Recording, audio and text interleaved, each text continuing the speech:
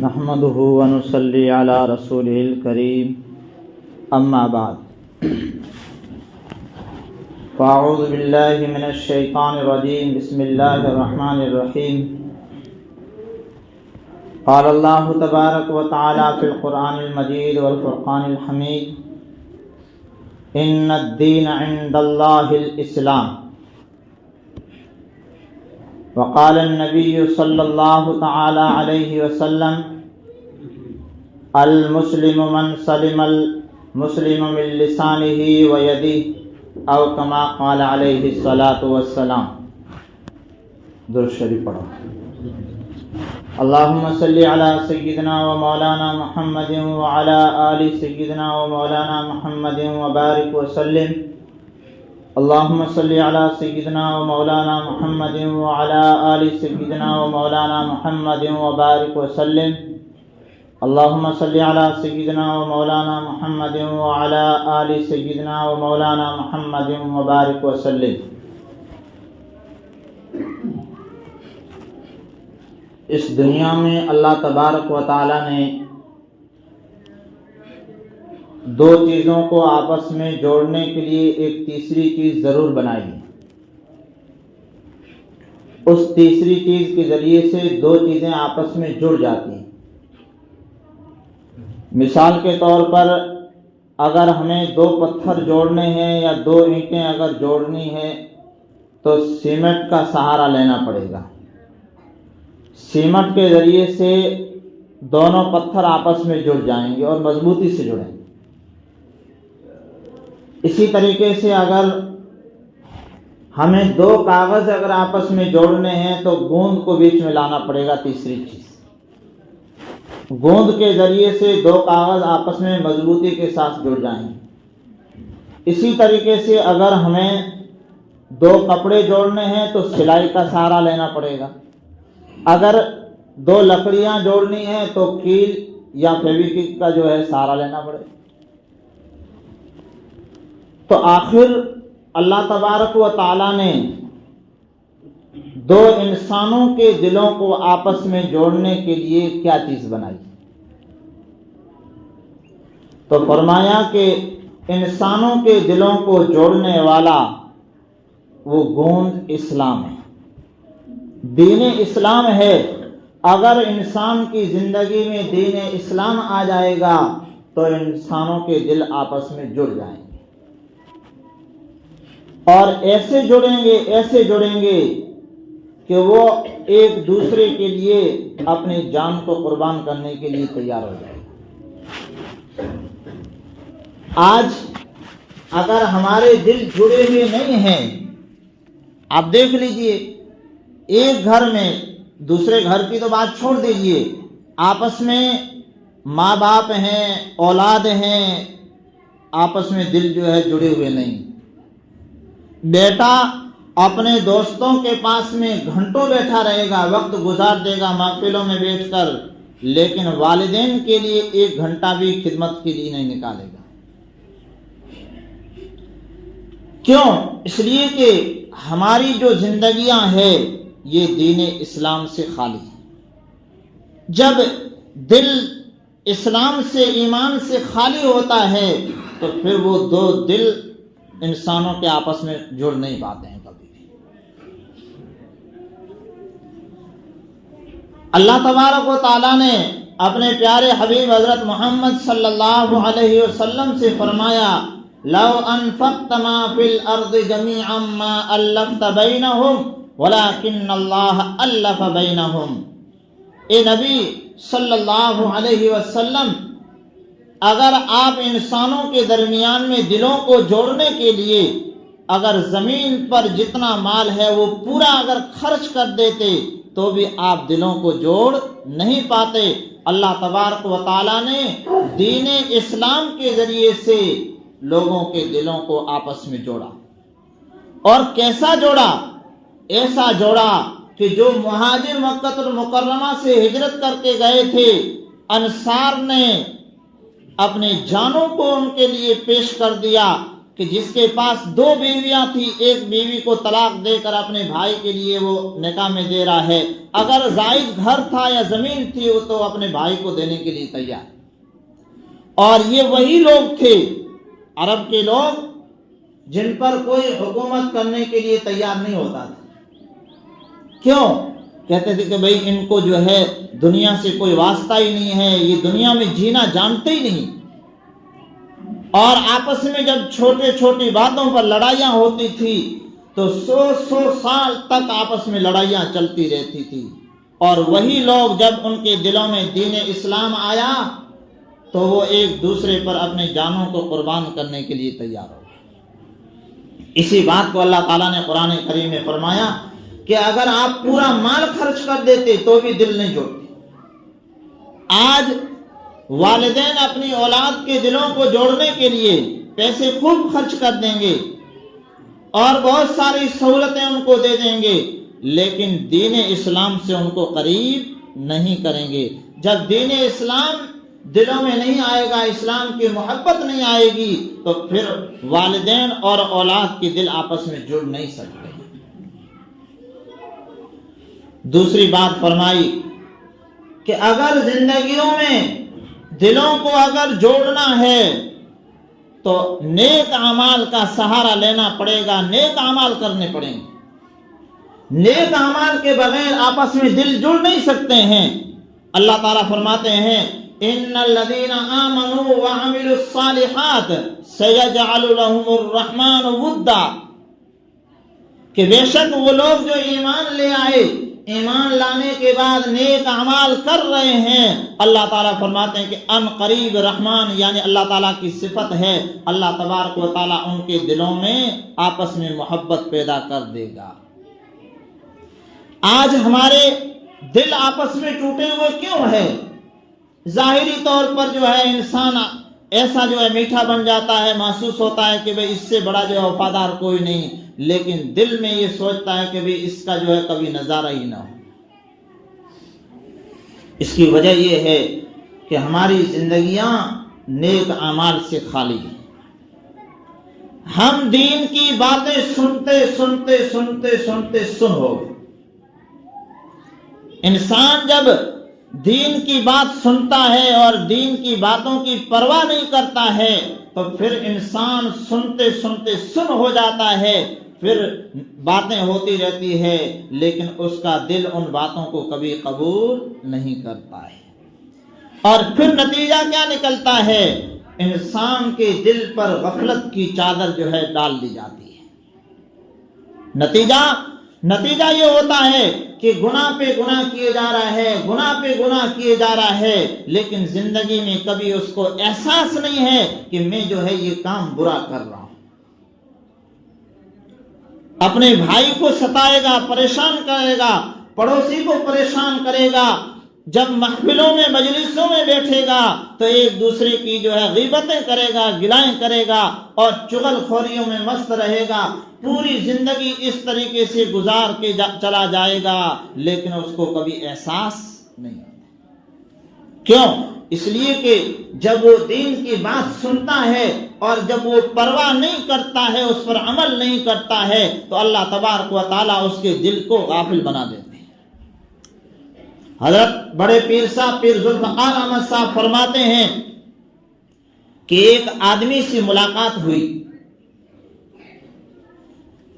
تو وہ مجلس میں جب بیٹھتا تھا تو غیبت بھی کر لیتا تھا، گناہوں پہ گناہ کیے جا رہا تھا۔ میں نے اس سے پوچھا کہ بھئی آپ جو ہے اللہ کے نیک بندے ہیں، سمجھدار ہیں، آپ ایسا کیوں کرتے ہیں؟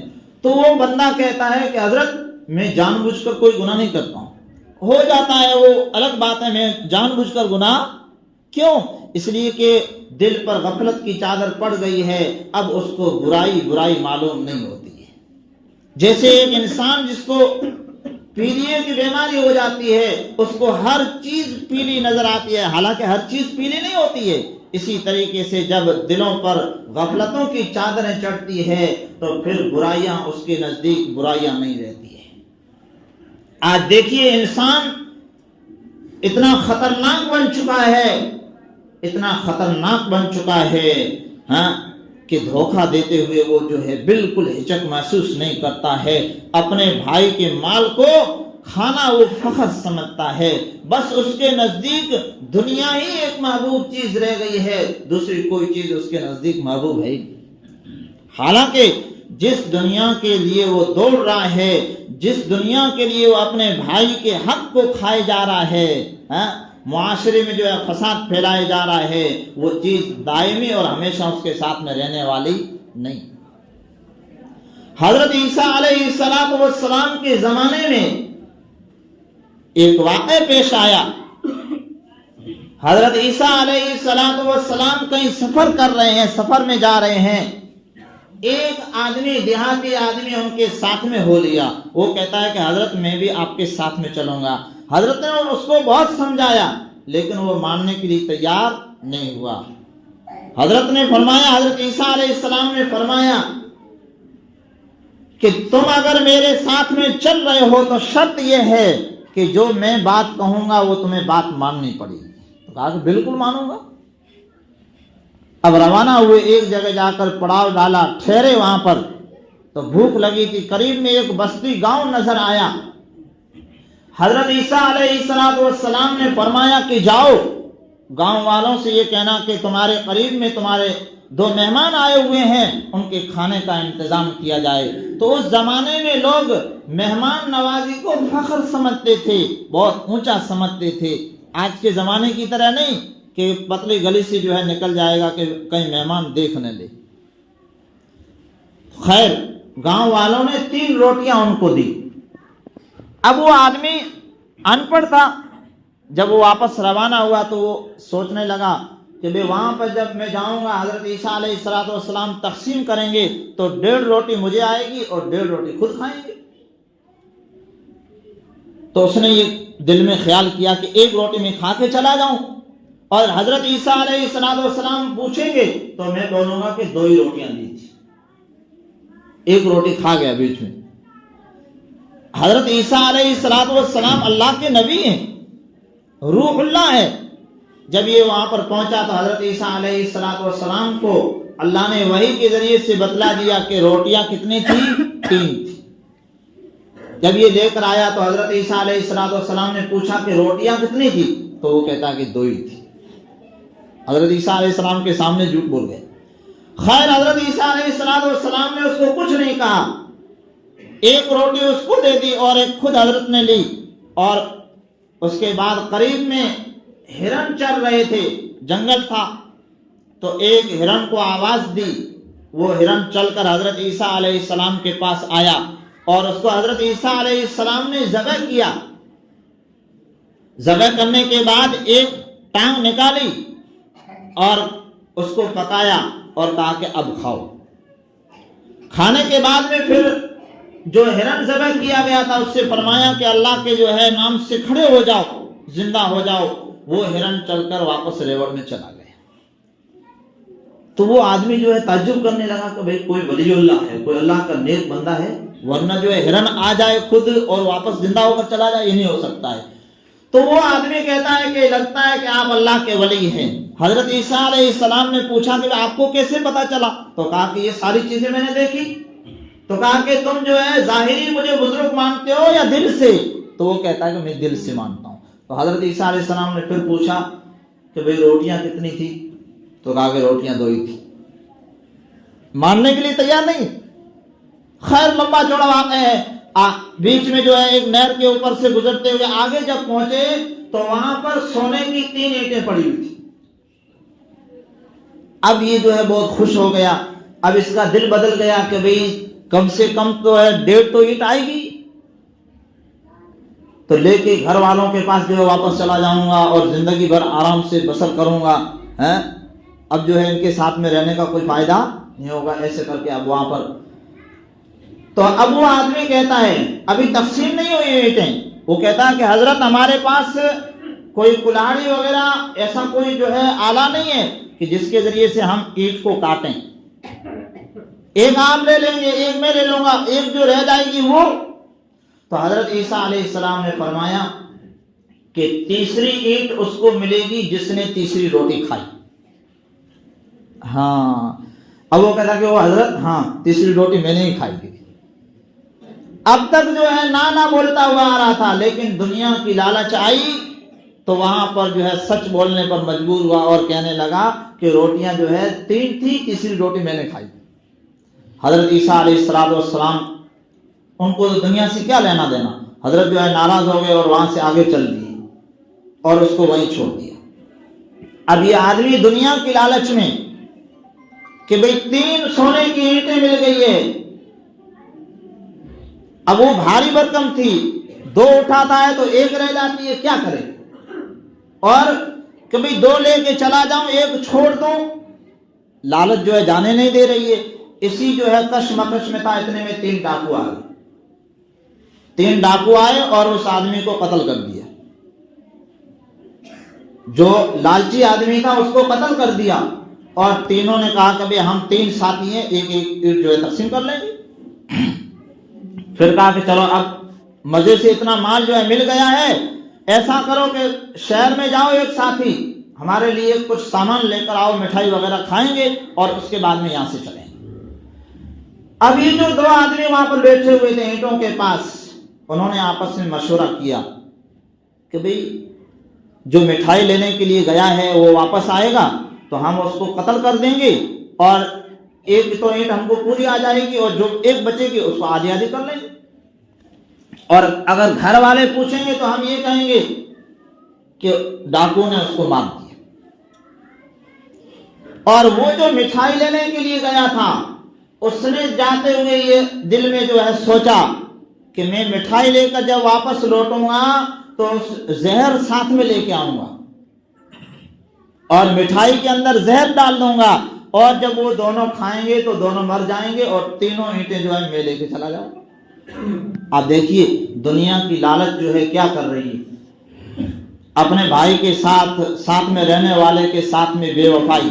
اب یہ واپس آیا، جیسے ہی مٹھائی لے کر یہ واپس آیا تو انہوں نے تو پہلے ہی مشورہ کر رکھا تھا، اس کو قتل کر دیا.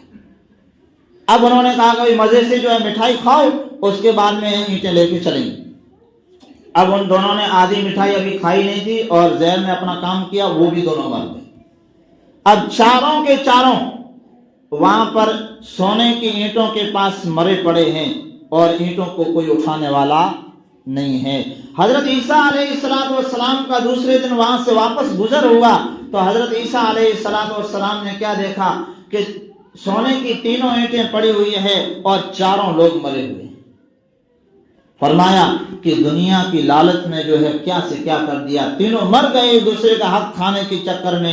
دنیا جو ہے کچھ کام نہیں آئی. تو میرے عزیز بھائیو، آج جو ہے بھائی بھائی کے مال کو جو ہے کھا رہا ہے، یہ کہاں لے کر جائے گا؟ اگر ساتھ میں قبر میں لے جانے والا ہو تو اس کو چھوٹا لے کے چلا جائے، ورنہ یہ دنیا کا مال یہیں رہ جائے گا. ہم ایک دوسرے کا جو ہے حق نہ کھائیں. اللہ کے نبی علیہ السلام کیا فرما رہے ہیں کہ المسلم من سلم المسلم من لسانه ویدی، کہ ایمان والا مسلمان، صحیح مسلمان وہ ہے کہ جس کی زبان سے اور جس کے ہاتھ سے دوسرے مسلمان کو تکلیف نہ پہنچے. آج ہمارا حال دیکھ لیجیے، مجلس میں بیٹھے ہوئے ہیں، ایک آدمی جو ہے چھوٹے درجے کا ہے، ایک آدمی تھوڑے بڑے درجے کا ہے. جس کے پاس پیسے ہیں، دھن ہے، تو وہ جو چھوٹا آدمی ہے اس کو جو ہے تانا دے گا اور اس کی بات کو کٹ کرے گا اور لوگوں کے سامنے اس کو ذلیل کرے گا. ہوتا ہے نہیں ہوتا؟ سماج میں ہوتا ہے. کیوں؟ اس لیے کہ ابھی اس کے دل میں جو ہے اسلام نہیں آیا ہے، جس کی وجہ سے اس کی زبان جو ہے کنٹرول نہیں ہو رہی ہے.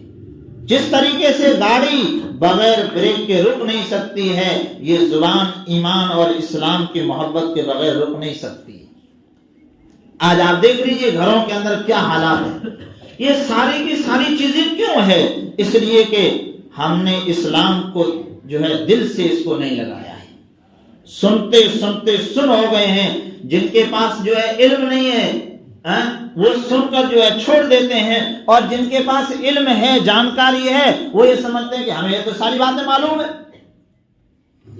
لیکن دونوں جو ہے بیچ میں اٹکے ہوئے ہیں، کوئی عمل کرنے کے لیے تیار نہیں ہے، اور جب تک عمل نہیں ہوگا اس وقت تک اس کا فائدہ نہیں ہوگا. اللہ کے نبی صلی اللہ علیہ وسلم نے صحابہ کی کیسی تربیت فرمائی؟ فرمایا کہ یمن سے ایک عورت نکلتی ہے اور وہ مدینہ منورہ تک پہنچتی ہے، ہزاروں میل سفر کر کے آ رہی ہے اکیلی۔ حضرت عمر رضی اللہ تعالیٰ عنہ نے اس کو بلایا اور فرمایا کہ تم نے اکیلی کیوں سفر کیا؟ اس نے اپنا عذر بیان کیا تو فرمایا کہ تمہیں جو ہے راستے میں خوف محسوس نہیں ہوا، ڈر محسوس نہیں ہوا؟ تو وہ عورت کہتی ہے کہ مجھے میری جان کا بھی جو ہے ڈر محسوس ہوا، مال کا بھی اور عزت کا بھی۔ ہاں، میں خوف کھاتے کھاتے یہاں جو ہے مدینہ منورہ پہنچی ہوں اور میں اس نتیجے پر پہنچی ہوں کہ پورے کے پورے جتنے لوگ ہیں وہ ایک ماں کی اولاد ہیں، یعنی آپس میں ان کے دلوں میں کوئی نفرتوں نام کی کوئی چیز ہی نہیں۔ اور آج آپ دیکھ لیجئے میرے عزیز بھائیوں، ہمیں جو ہے سوچنے کی ضرورت ہے۔